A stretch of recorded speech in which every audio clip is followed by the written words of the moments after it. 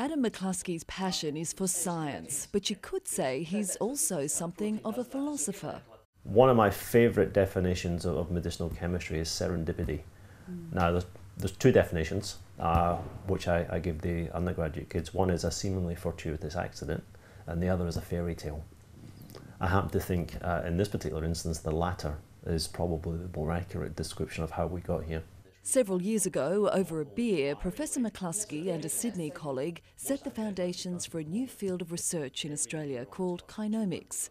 It's the study of a particular class of protein, the kinases, which act as a master switch for cell functions.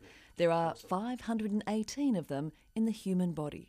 And we have developed a technology that will allow us to actually identify all of those proteins in any given cell and how they respond to drugs. Professor McCluskey is co-director of the newly launched Australian Cancer Research Foundation Centre for Kinomics, a joint venture between the University of Newcastle and Sydney's Children's Medical Research Institute. Already, it's producing promising research.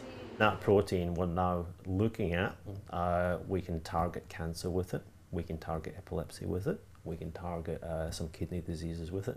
In as little as 5 years, Professor McCluskey hopes the team will be approaching clinical trials with new drugs and finding fresh uses for old ones. The possibilities, he says, are limitless. This centre basically came about from a single crazy idea. What if we could do this? And that whole process just starts to snowball.